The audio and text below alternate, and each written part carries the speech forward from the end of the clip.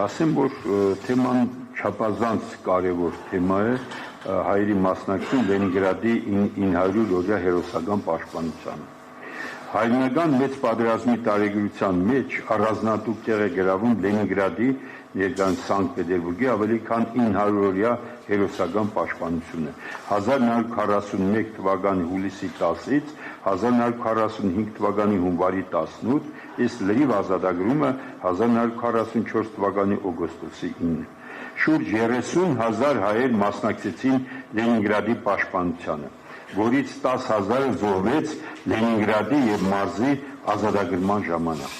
Մեծ Բալտիկան և Լենինգրադին տիրելու համար հիտլերյան հրամանատարությունը հարձակման էր նետել իր զորքերի հոտ զանգված հյուսիս բանակախումբը գեներալ պետմարշալ ֆոն Լեբի հրամանատարությամբ։ 1941 թվականի հուլիս-օգոստոսյան մարտերի ընթացքում հյուսիս-արևելյան ուղղությամբ մարտերին հակառակորդին հաջողվել է գրավել Լենինգրադի մարզի մեծ մասը։ Դեռևս սեպտեմբերի 8-ին հակառակորդը զավթելով Շլիսենբուրգ կտրել էր ցամաքային հաղորդակցությունը կոմունիկացիա և բլոկադայի մեջ էր վերցրել Լենինգրադը։ Կարելական պարանոցում գտնվող ֆիննական զորքերը ևս մարշալ Մաններհայմի ղեկավարությամբ հարմար պահ էին սպասում, որպեսզի գերմանացիների հետ հյուսիս ներխուժեն քաղաք։ Խորհրդային Կարմիր բանակի զորքերը նահանջելով ամրացել էին Պետերհոֆից ֆիննական ծովածոցի ափը գծում Ուրիցկ Պուլկովյան բարձունքների շրջանում։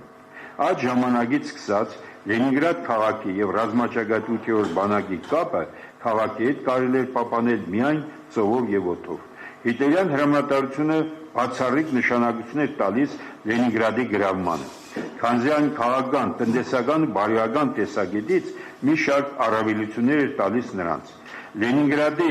գրավումը և միանալը ֆիննական զորքերի հետ կարող էր ավելի ամրապնդել հիտլերյան կոալիցիան, ստիպել դեռևս տատանվող մի քանի երկրներին պատերազմի մեջ մտնել ԽՍՀՄ-ի դեմ։ Այն Հիտլերին հնարավորություն կտար ազատել այնտեղ կռվող գերմանական զորքերին, 4-րդ տանկային խմբի մեջ մտնող բոլոր տանկային մոտորացված զորամիավորումները, որոնք անհրաժեշտ էին թաքուն օպերացիայի հաջողությամբ իրականացնելու համար նետել Մոսկվայի վրա և արագ գրավել մայրաքաղաքն ու իրականացնել բլիցկրիգը, որը լուրջ վրիպումներ էր կրել դեռևս դրանից առաջ։ Լենինգրադի կորուստը, ինչպես վկայում են Լենինգրադյան ռազմաճակատի զորքերի հրամանատար Ժուկովը, որ այդ պաշտոնը ստանձնեց սեպտեմբերի 11-ին, փոխարինելով մարշալ Վորոշիլովին, ստրատեգիական իրադրության լուրջ բարդություն կլներ մեր համար, բոլոր տեսակետներից։ Եթե թշնամին զավթեր քաղաքը և գերմանա-ֆիննական զորքերը միանային այստեղ, մենք ստիպված պետք է լինենք ստեղծել մի նոր ռազմաճակատ Մոսկվան հյուսիսից պաշտպանելու համար։ Իսկ դա արվելու էր մայրաքաղաքը պաշտպանող ռեզերվից, որը կթույլատներ Մոսկվայի պաշտպանությունը, բացի այդ, մենք անխուսափելիորեն կկորցնեինք հզոր Բալթյան նավատորմը։ Այս ամենը պայմանավորեցին Լենինգրադի համար մղվող պայքարի ծայրահեղ դաժանությունն ու լարվածությունը։ Լենինգրադի անկումը Խորհրդային Ռուսաստանի համար աղետալի կլներ։ Լենինգրադի դարպասներին մոտեցած հիտլերյան զորքերը հագեցած էին տանկերով։ Ժուկովը հրամայեց դիրքերից դուրս բերել զենիթային հրանդոկների մի մասը, դրանք տեղադրել տանկերի դեմ մղվող գործողությունների վտանգավոր ուղղություններում, կենտրոնացնել հրետանային կրակի ղեկավարումը, ներառյալ նավատորմի խոշոր տրամաչափի հրանդոկները, որը ղեկավարում էր մեր հայրենակից Իսակովը, եւ այն կենտրոնացնել հենց այդ տեղամասում։ Ժուկովի համար շատ ծանր էր սեպտեմբերյան ադորերին։ Նա անողոքաբար միայն մի բան էր պահանջում՝ գրոհել ու գրոհել, թշնամուն թույլ չտալ ստեղծել հարվածային խմբավորումներ։ Դրան կարելի էր հասնել գրոհներով։ Ռազմաճակատի հրամանատարը մինչև 50,000-անոց բռունցք համախմբեց եւ ռազմաճակատի նավատորմի հրետանու զանգվածային օժանդակությամբ խփեց գերմանացիների հարվածային խմբավորման թևին, որը պատրաստվում էր հարձակվել պաշարված քաղաքի վրա։ Հիտլերականները Ուրիցկի մոտից դուրս բերեցին Լենինգրադի վրա ուղղված մոտորացված կորպուսը։ Բացառիկ ծանր մարտերում ֆաշիստական դիվիզիաները, որոնք պետք է ճեղքեին Լենինգրադի պաշտպանությունը, առնակամ եղան։ Ժուկովի խոսքերով զարմանալի խիզախությամբ էին մարտնչում մեր զորքերը Լենինգրադի պատերի մոտ։ Փառաբանված Կիրովյան գործարանը շարունակում էր ոչ միայն արտադրանք թողարկել ծանր տանկեր, այլև մարտիկներ ուղարկել ռազմաճակատ։ Հարազատ քաղաքի շեմին կրակի տակ աշխարհազորայինները դառնում էին փորձված զինվորներ։ Լենինգրադի պաշտպանության տարիներին ոչ բնակչությունը տոկած, դիմացավ բոլոր փորձություններին, սովին, ցրտին, թշնամու ռմբակոծություններին, հրետանային եւ օդային մշտական հարվածներին, իսկական հայրենասիրություն եւ սեփական քաղաքը կյանքի գնով պաշտպանելու հերոսական կամք ցուցաբերելով։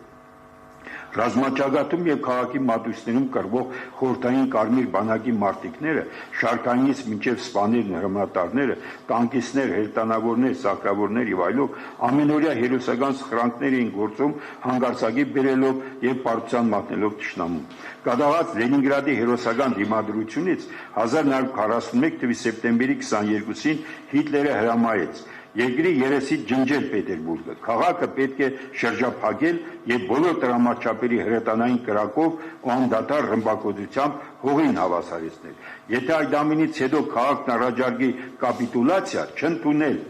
սկսվեց պաշարված Լենինգրադի դարակազմիկ պաշտպանությունը, որը տևեց 900 օր, բայց Լենինգրադը կանգուն մնաց եւ հաղթեց թշնամուն, սակայն այդ հաղթանակը ձեռբերվեց մեծ մարդկային կյանքերի գնով։ Լենինգրադի բլոկադայի տարիներին կյանքից հեռացավ 800,000 մարդ, որից 641-ը մահացավ սովից, 41,000-ը մահացավ սովից։ 1941 թվականի նոյեմբերի 20-ից սահմանվել էր հացի տրամադրման սահմանափակ քանակի նորմեր, քարտերով, բանվորներին ու ինժեներատեխնիկական կազմին 250 գրամ, ծառայողներին, ծերերին ու երեխաներին 125 գրամ, առաջին գծի պաշտպաններին, ծովայիներին, մարտական նավատորմին 500 գրամ, օդաչու տեխնիկան անձնակազմին նույնպես 500 գրամ, մյուս բոլոր զորամասերին 300 գրամ։ Սկսվեց բնակչության մասսայական մահացությունը, ֆիզիկական լարվածությունը, սովը, էլեկտրականության բացակայությունը, կենցաղային վատար պայմանները, ջրի ջեռուսման, կանալիզացիայի բացակայությունը, ել ավելի իջեցին մարդկանց դիմադրողականությունը, սովին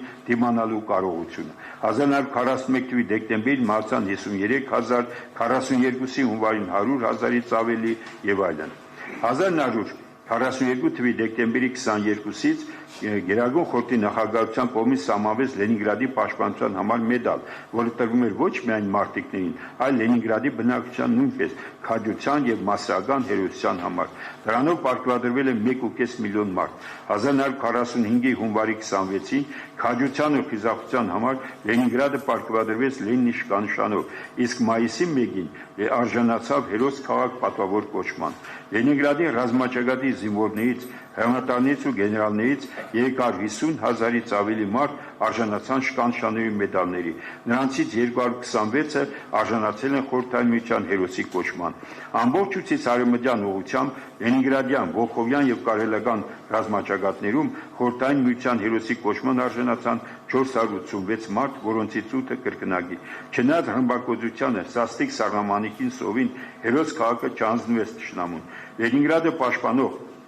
ռազմաճակատի զորքերին հաջողվեց պաշտպանել Ռուսաստանի հյուսային մայրաքաղաքը 43-ի հունվարի 12-ին ճեղքել պաշտպան օղակն ու հունվարի 18-ին միանալ Վոլխովյան ռազմաճակատի զորքերին։ Այդ հաղթանակի շնորհիվ ստեղծվեց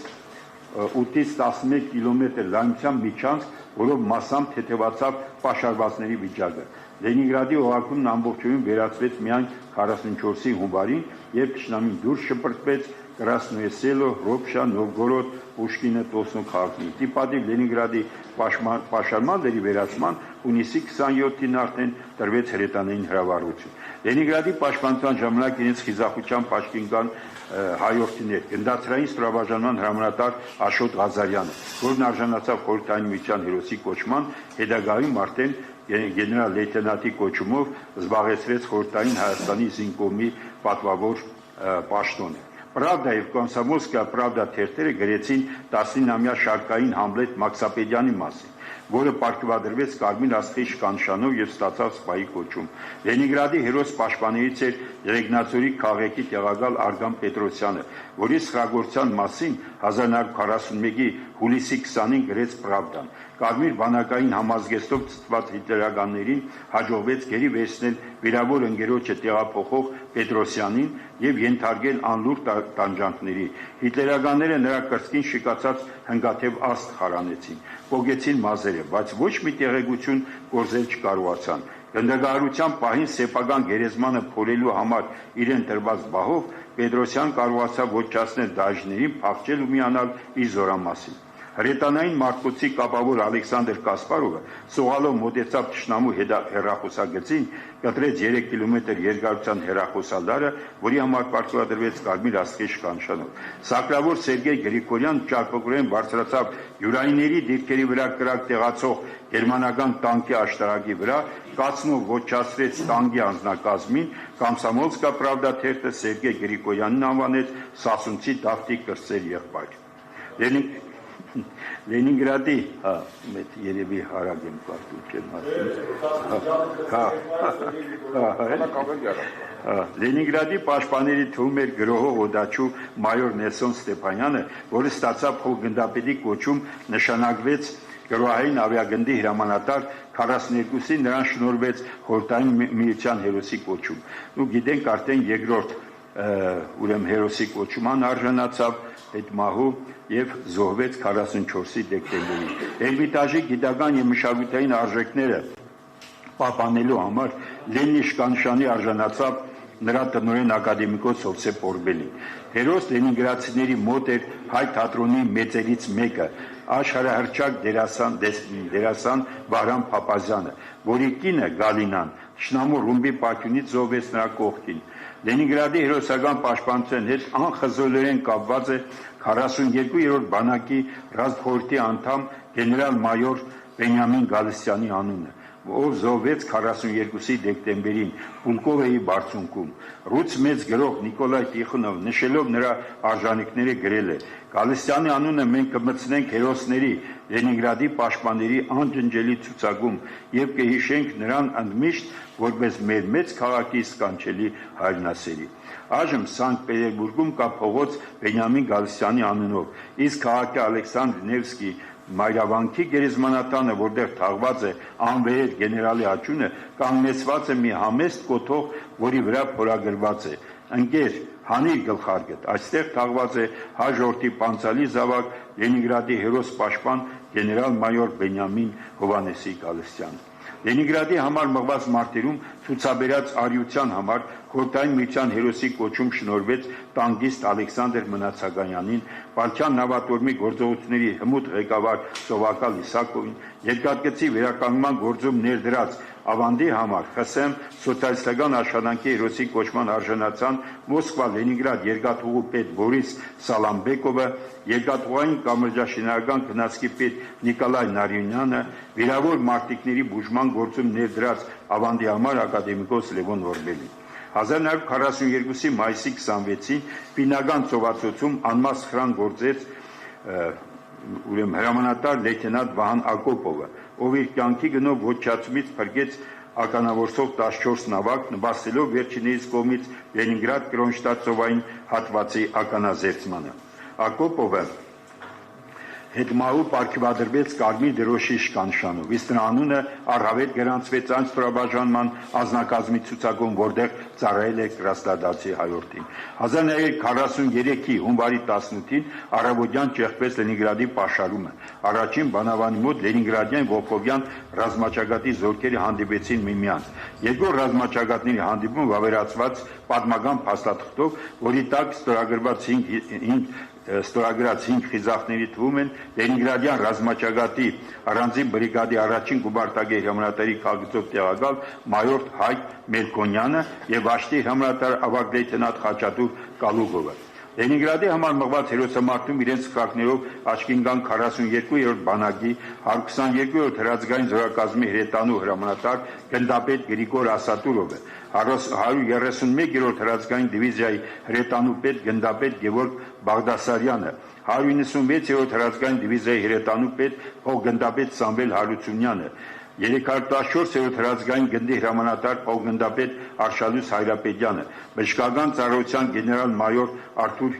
Գյուչարյանցը, Լենինգրադի գլխավոր նյարդաբույժ Ստեփան Կարճիկյանը, որոնք արժանացան գեներալ-լեյտենանտների կոչման, կենսաբան Տիգրան Ճառագյանը, հետագայում բժշկական ծառայության գեներալ-մայոր եւ ուրիշներ։ Հերոս քաղաք Լենինգրադի պաշտպանների շարքում էին բժշկական ծառայության փոխգնդապետ Ավետիս Ասադրյանը, Ծառայության ավագ լեյտենանտ Ռուզանա Լալայանը, նրա քույրը, վիրաբույժ բժշկական ծառայության ավագ լեյտենանտ Սոֆիա Լալայանը, որը զոհվեց հենց հերթական վիրահատությունը կատարելիս։ Ավիաջոգատի շտուրման կապիտան Արմենակ Բաբայանը, ավիաջոգատի հրամանատար կապիտան Իվան Պետրոսյանը, հանուն հայրենիքի զրագնացի հրետնավոր հրամանատար կապիտան Ալոյանը, 5-րդ պահակային նավակների դիվիզիոն շտուրման կապիտան Սուրեն Օգանեսովը, 2-րդ հրազգային դիվիզիայի 261-րդ հրազգային գնդի առաջին ականատային վաշտի ականատային դասագի հրամանատար լեյտենանտ Սերո Խազանդյանը, ապագա ականավոր գրողը, 45-րդ գվարդիական հրազգային գնդի շարքային զինվոր Ասատուր Պետրոսյանը, Կապանի շրջանի Վերին Խոտարին գյուղից, որը հերոսաբար զոհվեց 44 թվին։ Լենինգրադի պաշարման առաջին շրջանի ծանր օրերին իրենց անձնուրաց աշխատանքով աչքին կան նաև Պաշտպանության պետական կոմիտեի անդամ պարոն Շանազարը արդեն Շամազանը նշեց, Անաստաս Միկոյանը, ԽՍՀՄ էլեկտրատեխնիկան արտոնագրության ժողկոմի տեղակալ Ոսկան Ոսկանյանը եւ ուրիշներ։ Այսպիսով Լենինգրադի պաշտպան հայ զավակները մարտնչելով Հայաստանի շուրջ 3000 կիլոմետր հեռու արյաբար պաշտպանեցին Նևայապին գտնվող ռուսական փառքի հերոս քաղաքը եւ իրենց արժանի ամանդ ունեցան Լենինգրադի ճակատամարտում տարած հաղթանակում։ Շնորհակալություն։